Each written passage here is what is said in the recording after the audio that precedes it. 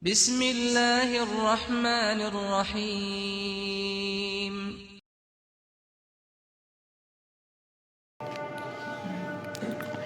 الحمد لله العزيز الغفار الذي خلق الإنسان من صلصال كالفخار وخلق الجن من مارج من نار أرسل الجبال وأجر الأنهار وأنزل الغيث وأنبت الأشجار أشهد أن لا إله إلا الله الواحد القهار وأشهد أن محمدا النبي المختار صلوات الله وسلامه عليه وعلى صحابته الأخيار فيا عباد الله أوصيكم بنفسي بتقوى الله فقد فاز المتقون استمعوا إلى قوله تعالى يا أيها الذين آمنوا اتقوا الله حق تقاته ولا تموتن إلا وأنتم مسلمون وقال الله تعالى أيضا في سورة الذاريات إن الله هو الرزاق ذو القوة المتين Ma'asyiral muslimin rahimani wa rahimakumullah. Di tempat yang Allah muliakan ini, di hari yang Allah berkahi ini, khatib berwasiat kepada kaum muslimin semua sebuah wasiatut taqwa. Ittaqullah, takutlah kepada Allah Subhanahu wa taala. Jalankan segala perintah Allah, ikuti apa yang diajarkan oleh Rasulullah, amalkan apa yang diamalkan oleh para sahabat Nabi, dan berpegang teguhlah kepada Al-Quran dan Sunnah. Ma'asyiral muslimin rahimani wa rahimakumullah. Tema khutbah kita pada kali ini adalah andaikan engkau mengetahui. Andaikan engkau mengetahui. Sebuah perandaian.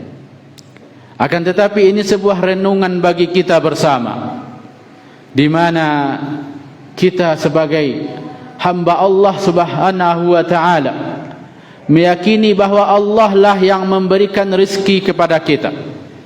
Dan Allah Subhanahu wa taala sudah menyebutkan dirinya di dalam Asmaul Husna, Allah Ar-Razzaq. Allah mensifati dirinya sebagai Razzaq, bukan sebagai Razik. Ar-Razzaq, sang maha pemberi rizki, bukan sang pemberi rizki, bukan Razik. Begitulah ibadallah, tanda luas dan besarnya kekuasaan serta rizki yang Allah berikan, sehingga Allah sifatkan dirinya dengan sifat mubalaghah tersebut. Seringkali manusia tidak menyadari, benarkah Allah itu sang maha pemberi rizki? Karena melihat realita di antara mereka yang terkadang mereka menemukan fakta yang tidak sesuai dengan yang mereka inginkan. Allah maha pemberi rizki. Ada di antara mereka ibadallah mengatakan, kenapa justru hidup saya ini susah? Kenapa justru saya merasakan kesulitan ekonomi? Padahal Allah maha pemberi rezeki dan saya sudah dekat dengan Allah. Kenapa ketika saya sudah hijrah justru rezeki saya seret? Kenapa ketika saya dahulu tidak pernah dekat dengan Allah Subhanahu wa taala, rezeki saya lapang, jual beli saya lancar, bulanan saya pun juga seperti itu, dicukupi kebutuhan. Akan tetapi ketika semakin dekat dengan Allah, semakin akrab dengan Allah, semakin rajin beribadah, semakin ikut kajian dan segala macamnya, kenapa justru rezeki ini semakin menurun? Kenapa? Kenapa justru orang-orang mereka yang beriman, mereka banyak yang di bawah garis kemiskinan, akan tetapi justru orang-orang kafir, mereka-mereka yang tidak menyembah Allah Subhanahu wa taala, yang tidak bertauhid, mereka justru menjadi orang-orang yang memegang tampuk ekonomi saat sekarang ini. Kaya luar biasa. Maka kita lihat kepada Allah di Indonesia, catatan mereka yang kaya bukan didominasi oleh mereka orang-orang Muslim. Kalau kita lihat dunia justru juga seperti itu ibadah Allah.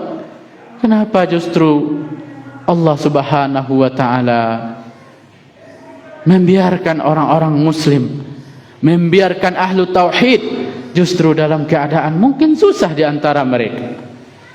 Maka ibadah Allah, bukan Allah yang tidak menepati janjinya, akan tetapi Allah Subhanahu wa taala memiliki sebuah kaidah bagi hambanya agar hambanya memahami konsep rezeki yang diberikan oleh Allah kepadanya.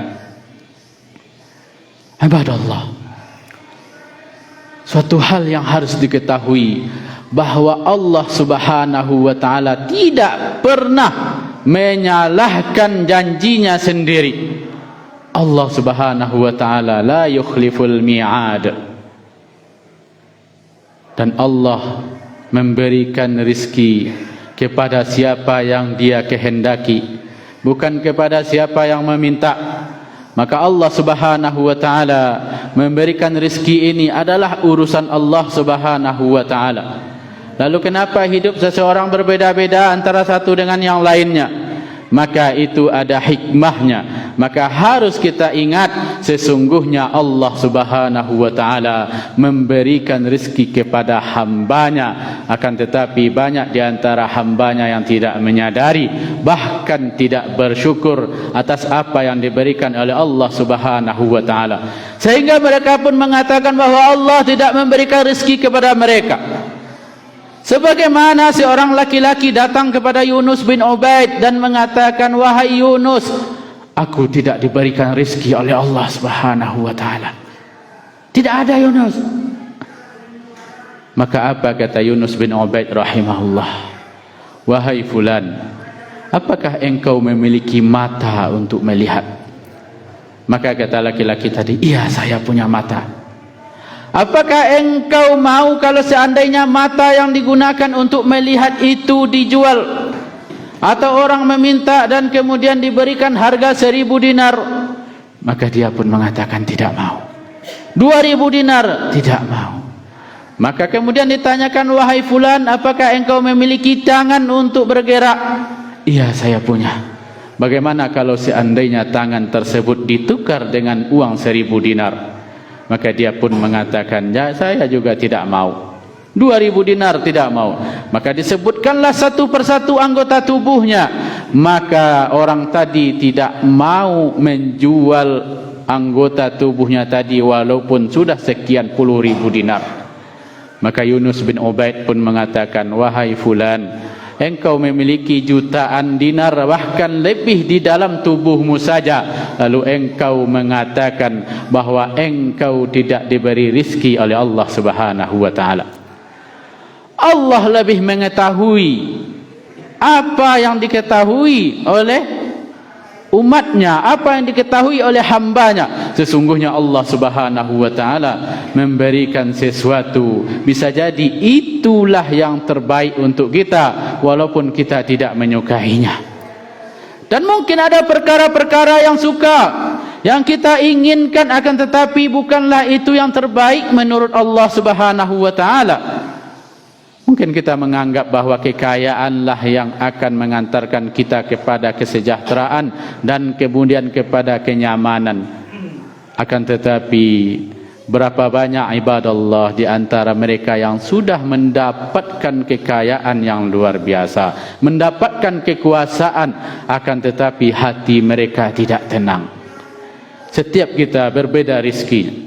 Jangan kita membandingkan rizki kita dengan rizki orang lain. Jangan kita menghitung-hitung nikmat Allah, karena Allah sudah katakan, wa in ta'uddu ni'matallahi la tuhsuha. Kalau engkau berusaha untuk menghitung nikmatku, kata Allah, maka tidak akan mampu untuk menghitung nikmat itu. Maka bukan untuk dibandingkan, bukan untuk dihitung, akan tetapi kata Allah Subhanahu wa taala, la in syakartum la azidannakum. Kalau seandainya engkau mensyukuri, maka akan aku tambah. Maka ibadah Allah, sesungguhnya setiap kita ini diberikan rizki oleh Allah Subhanahu wa taala. Maka Allah Subhanahu wa taala di dalam surat Hud pun mengatakan, "Wa ma min dabbatin fil ardi illa 'alallahi rizquha." Maka tidaklah binatang melata semua yang ada di bumi ini melainkan Allah Subhanahu wa taala tetapkan rizkinya. Amir bin Qais ketika mendengar ayat ini mengatakan, maka bertambah tenanglah aku dan bertambah yakinlah aku bahwa rizkiku ini sudah ditetapkan dan tidak ada satupun yang akan mampu mengambilnya, dan saya tenang untuk beribadah kepada Allah. Rizki kita dijamin. Bahkan Rasulullah sallallahu alaihi wasallam mengatakan, kalaulah seandainya anak Adam ini lari dari rizkinya sebagaimana dia berusaha lari dari kematiannya, maka rizkinya tadi akan menjumpainya sebagaimana maut ataupun kematian menjumpainya. Rizki kita sudah ditetapkan. Suatu ketika Abul Hasan An-Nahwi makan dengan para sahabat dan murid-muridnya. Lalu datanglah seekor kucing untuk memberikan isyarat bahwa dia ingin minta diberikan makanan. Maka diberikanlah oleh Abul Hasan An-Nahwi tadi sepotong daging. Dan ternyata kucing itu tidak makan di tempat, akan tetapi dia bawa pergi. Maka diikutilah oleh Abul Hasan An-Nahwi tadi kucing itu kemana perginya. Lalu kucing itu masuk ke lorong, masuk ke gang. Lalu di ujung gang itu ternyata dia berhenti dan kemudian dia memberikan daging tadi kepada seekor kucing buta. Maka Abul Hasan An-Nahwi berkata kepada murid-muridnya yang juga mengikutinya dari belakang, lihatlah olehmu seekor kucing buta, akan tetapi Allah Subhanahu wa taala berikan rizki kepadanya dengan perantaraan seekor kucing lagi. Diberikan perantaraan sehingga datanglah rizki kepadanya. Kalian bisa bekerja, kalian lengkap, kalian dalam keadaan sehat, lalu kalian merasa optimis bahwa kalian tidak bisa mendapatkan rezeki. Pesimis kalian bahwa Allah akan memberikan rezeki kepada kalian.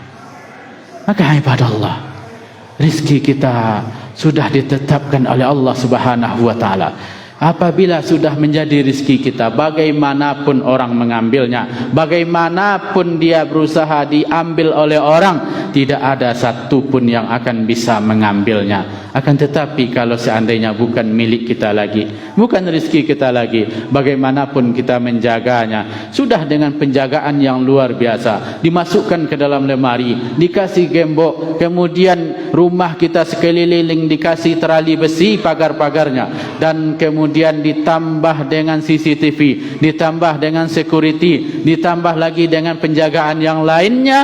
Apabila sudah tidak lagi menjadi rizki kita, maka akan hilang juga walau bagaimanapun kuatnya penjagaan.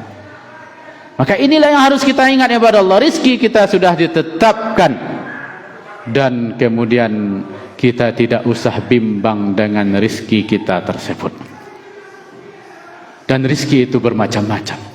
Ada di antara mereka mendapatkan rizki kesehatan, ada di antara mereka mendapatkan rizki anak, ada di antara mereka mendapatkan rizki rasa aman, ada di antara mereka mendapatkan rizki pangkat dan jabatan. Semuanya berbeda-beda. Maka kita syukuri apa yang sudah diberikan oleh Allah Subhanahu wa taala kepada kita. Ma'asyiral muslimin rahimani wa rahimakumullah. Maka timbullah sebuah pertanyaan, kenapa mereka-mereka yang tidak bertauhid kepada Allah, mereka-mereka yang kafir justru dikayakan oleh Allah? Kenapa mereka hidup tenang, mereka hidup dalam kenyamanan, mereka hidup dalam kekayaan? Mungkin menurut kita mereka tenang, mungkin menurut kita mereka itu nyaman, akan tetapi bisa jadi mereka juga dalam keadaan ketakutan. Takut harta mereka diambil, takut rugi, takut mati. Maka ibadah Allah, berapa banyak di antaranya mereka-mereka yang kaya raya, akan tetapi mereka tidak beriman kepada Allah Subhanahu wa taala. Kenapa ibadah Allah? Maka yang perlu kita ingat bahwa Allah Subhanahu wa taala memberikan rezeki kepada siapa saja. Allah berikan rezeki kepada siapa saja. Kenapa mereka kaya? Bukan berarti Allah sayang kepada mereka, dan bukan berarti mereka miskin kemudian Allah membenci mereka. Begitu juga sebaliknya, bisa jadi mereka itu kaya, Allah juga sayang kepada mereka, dan bisa jadi Allah beri mereka kemiskinan dan Allah benci kepada mereka. Lihatlah Qarun kaya raya. Akankah Allah sayang kepadanya? Coba lihat zaman sekarang ini di dunia ini, siapa yang mampu mengalahkan kekayaan Qarun? Luar biasa. Akan tetapi Allah benci dengan Qarun. Para sahabat Nabi ahlu suffah, mereka juga bukan dari kalangan orang kaya. Abu Hurairah, Salman, Abu Dzar Al-Ghifari bukanlah dari kalangan orang-orang sahabat kepapan atas ataupun mereka yang kaya raya. Akan tetapi Allah sayang kepada mereka. Dan begitu juga ada di antaranya para sahabat yang juga kaya raya, akan tetapi Allah juga sayang kepadanya. Abu Bakar kaya raya, mampu menginfakkan seluruh hartanya. Umar juga kaya sehingga mampu menginfakkan setengah hartanya. Utsman bin Affan juga kaya sehingga mampu membeli sumur dengan harga yang mahal. Abdurrahman bin Auf juga kaya. Bahkan Tolhah bin Ubaidillah pun juga kaya. Saking kayanya Tolhah bin Ubaidillah, pada malam hari dia membagikan zakat hasil keuntungan dagangnya, maka zakat itu dibagikan dari ba'da solat isya sampai masuk waktu solat subuh, belum selesai pembagiannya. Kaya raya, dan Allah sayang kepada mereka. Adapun orang-orang yang mereka dikayakan oleh Allah, lalu kemudian mereka tidak beriman kepada Allah, sesungguhnya Allah Subhanahu wa taala ingin memberikan pelajaran kepada mereka. Mereka dinaikkan, mereka diangkat, ibaratkan seseorang yang akan dijatuhkan dari tempat yang tinggi. Maka kalau seandainya tempat jatuh yang tinggi itu akan membuatnya menjadi lebih menderita lagi, maka dinaikkan setinggi-tingginya agar nanti dihempaskan, dibanting ke bawah. Coba kita bayangkan seseorang jatuh dari atas meja, lalu dibandingkan dengan mereka yang kemudian jatuh dari atas pohon kelapa. Maka mana yang lebih sakit rasanya, jatuh dari pohon kelapa ataupun jatuh dari atas meja? Tentu mereka-mereka yang jatuh dari atas pohon kelapa. Maka seperti itulah orang-orang kafir. Maka Allah Subhanahu wa taala sudah katakan di dalam surah Al-Baqarah, "Wa man kafara fa umatti'uhu qalilan thumma adtarruhu ila adzabin nar." Dan orang-orang kafir itu kami senangkan mereka. Apakah kesenangan mereka banyak? Tidak. Qalilan, sedikit. Thumma adtarruhu ila adzabin nar. Untuk nantinya dicampakkan, untuk nantinya dihempaskan, untuk dijatuhkan nantinya ke neraka. Maka itulah ibadallah, Allah Subhanahu wa taala kayakan mereka di dunia ini dengan diberikan sedikit saja dibandingkan dengan apa yang didapatkan di syurga. Lalu ibadallah, ingatlah apa yang dikatakan oleh Rasulullah, sesungguhnya mereka-mereka para fuqara yang masuk ke dalam syurga lebih dahulu setengah hari dibandingkan mereka-mereka yang kaya. Dan setengah hari akhirat itu berapa ibadallah? Setengah hari waktu akhirat itu 500 am, 500 tahun mereka lebih dahulu masuk ke dalam surga. Coba bayangkan, seandainya kita ini hidup di dunia mulai dari lahir sampai kita mati dalam keadaan kemiskinan terus, adakah di antara kita yang mencapai 100 tahun mengalami kemiskinan? Mungkin hanya 60 tahun, mungkin hanya 50 tahun, atau mungkin 40 tahun. Tidak ada orang yang saat sekarang ini umurnya lebih dari 100 yang baru miskin terus selama hidupnya, akan tetapi Allah balas bahwa dia masuk surga dahulu 500 tahun dibandingkan orang-orang kaya. Maka ingatlah ibadah Allah, setiap kita mendapatkan rizki dan kita syukuri apa yang diberikan oleh Allah kepada kita, bukan untuk dibanding-bandingkan antara satu dengan yang lainnya. Maka perhatikanlah diri kita, perhatikanlah bagaimana di sekeliling kita. Ketika kita membicarakan dunia, maka jangan lihat ke atas kita, akanlah tetapi lihatlah yang di bawah kita. Apa yang kita rasakan saat sekarang ini ibadallah adalah nikmat dari Allah Subhanahu wa taala yang akan terasa masa nantinya tatkala nikmat tersebut sudah dicabut dari diri kita. Fa'tabiru ya ulil albab la'allakum turhamun.